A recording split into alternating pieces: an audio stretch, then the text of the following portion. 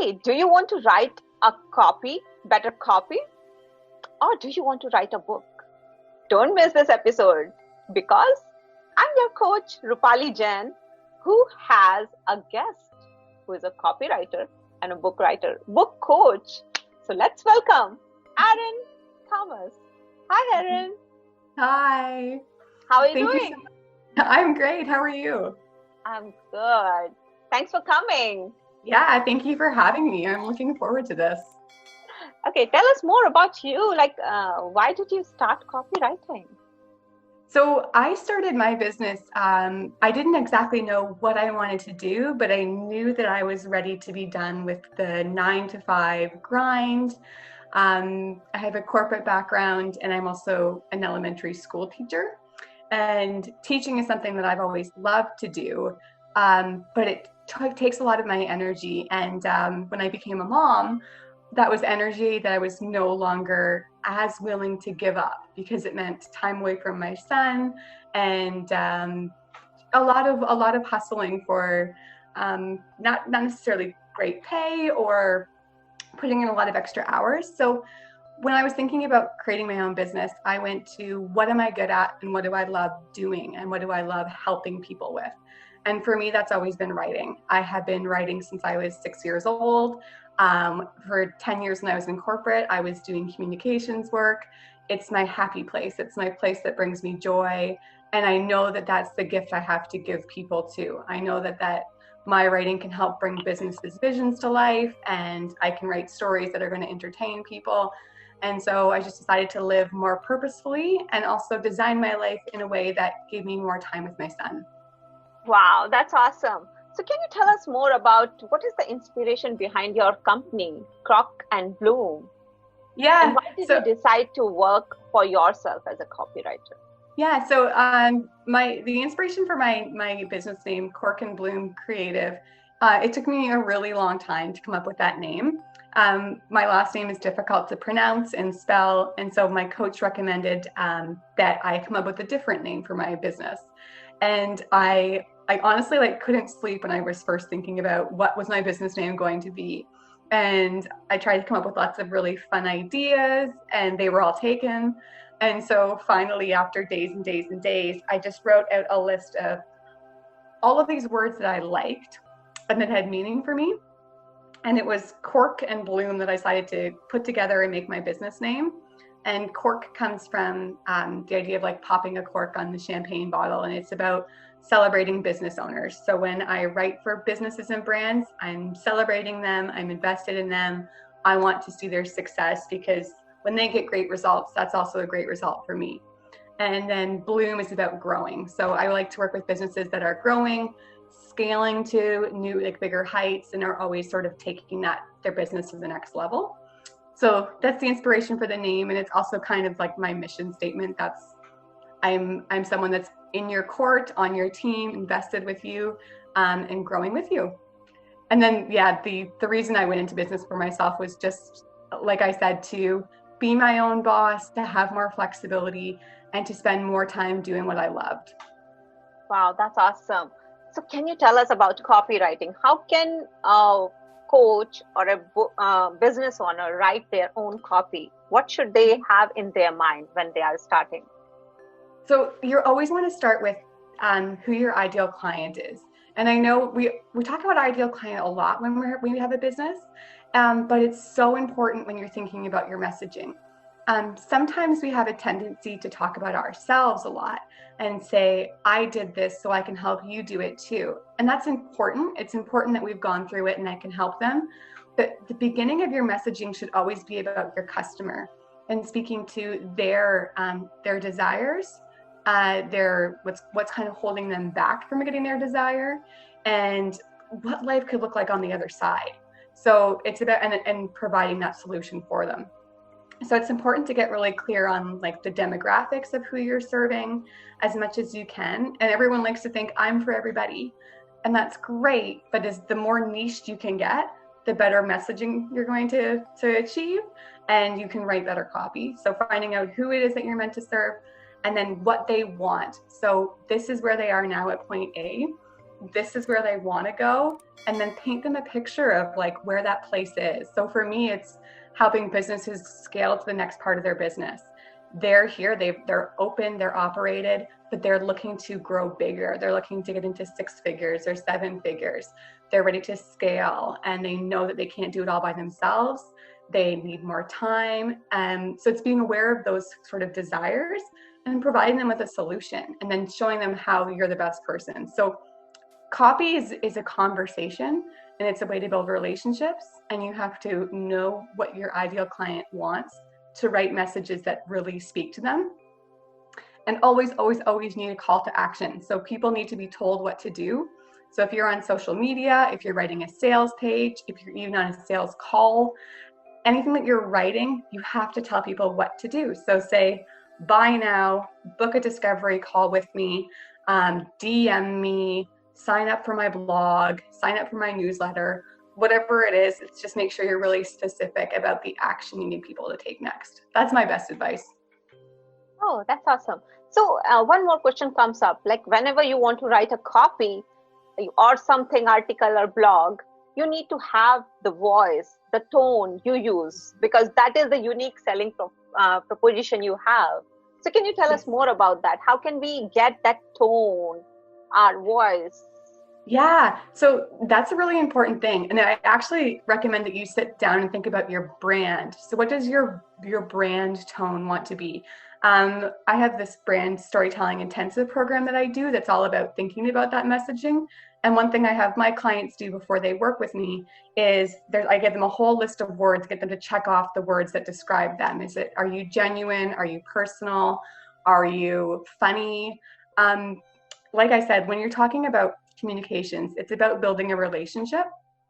And so if you're a funny person in real life, be funny in your messaging. People are going to relate to that. They're going to like it. There aren't as many rules as people think. Like, even if you swear in your messaging, I don't, and I don't in my messaging, but people do, and it's really effective because it's them, right? So it's about who you like, bringing that kind of human element into your messaging.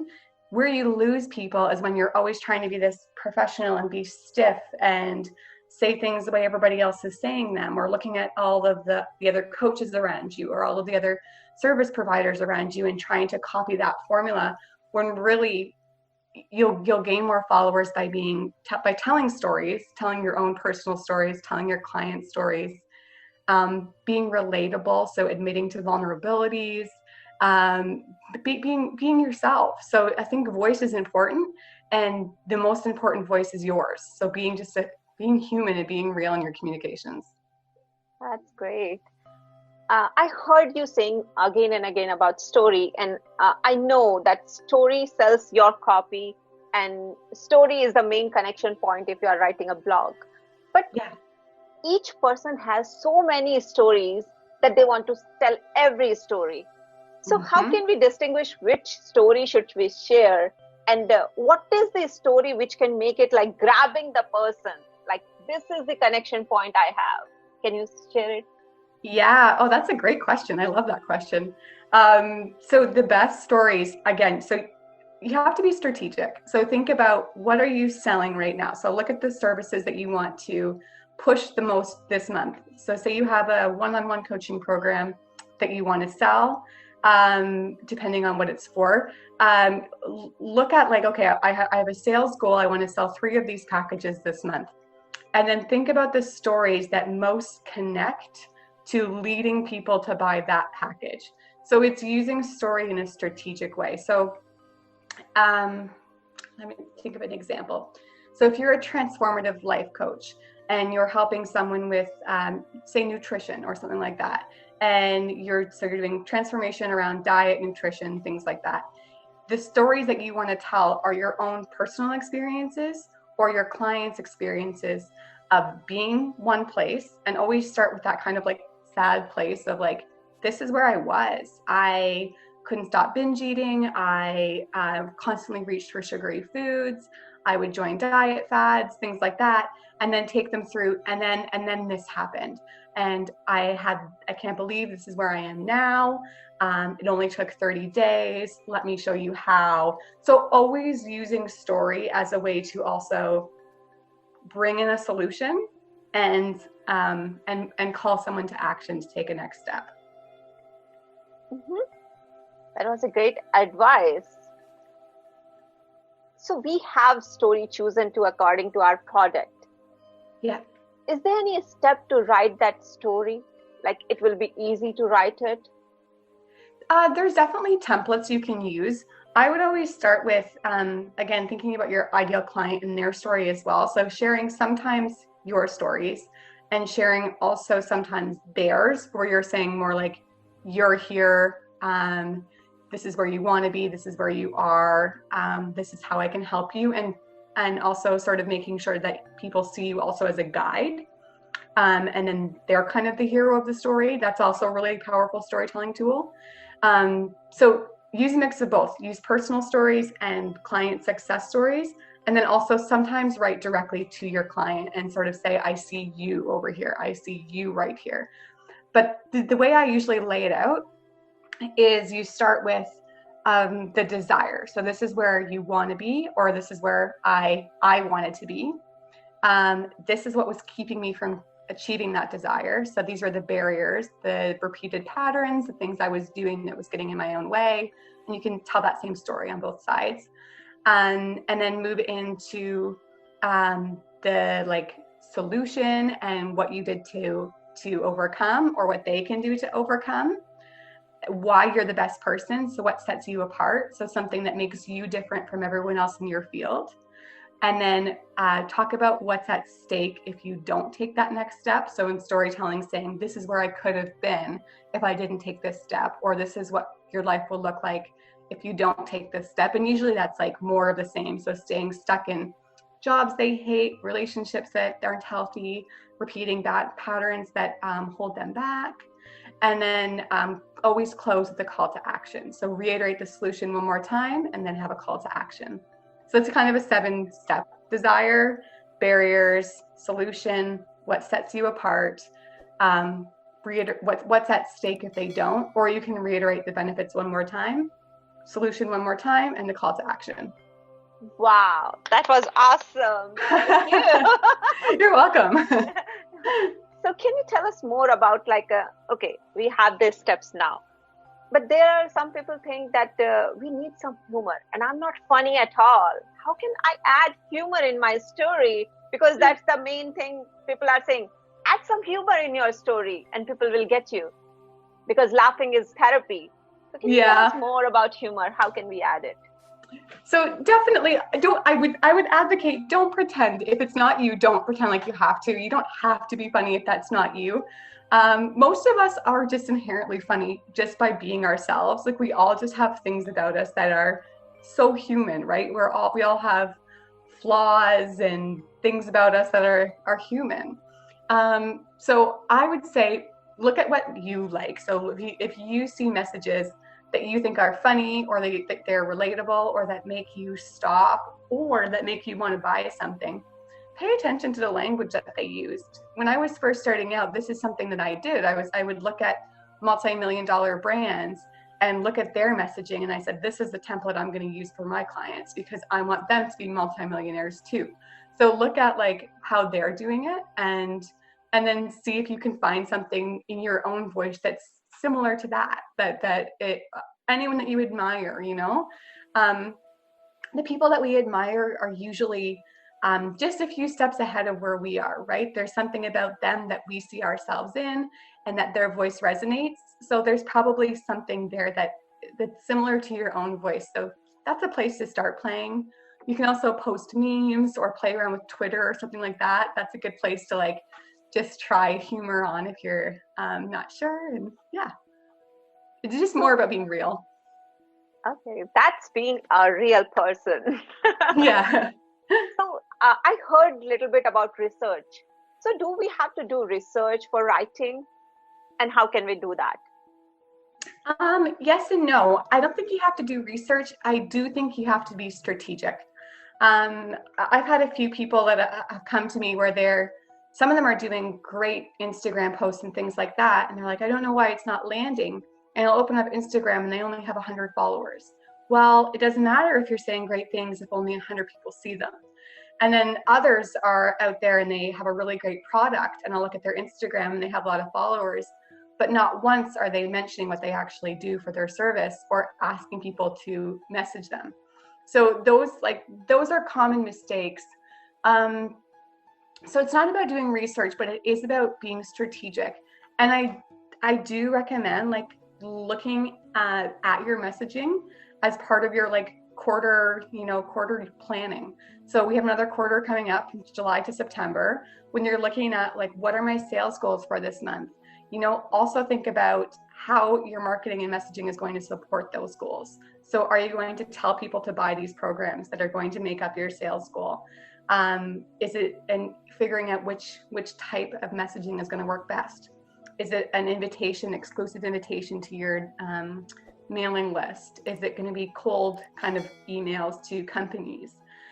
Is Instagram your best friend, or is it LinkedIn, Twitter, Facebook? Each of those platforms serves a different purpose, and you have to make sure that you've got the right audience following you, and you've got to make sure that you're messaging strategically so that they're knowing that they should be taking that next step to either book a discovery call with you, learn more, or purchase your product or course or service. That's lots of knowledge. Thank you. You're welcome. So can you tell us more, what kind of books we should read about copywriting? What is a great book you can give us? My favorite one is Building a Story Brand by Donald Miller. It's really good because it's all about your customer's story. So it's really looking at, like, again, what I was mentioning earlier, that framework comes from that book about how you can build strategic messaging and use the power of storytelling to sell your services. And it's really focused on your customer's story, which is where we need to focus if we're going to be effective. Thank you. Thank you, Erin. It was fun with you. Yeah, thank you. So, bye, Erin. Yes, thank you so much. Bye-bye. Hey, Inner Wisdom, don't forget to subscribe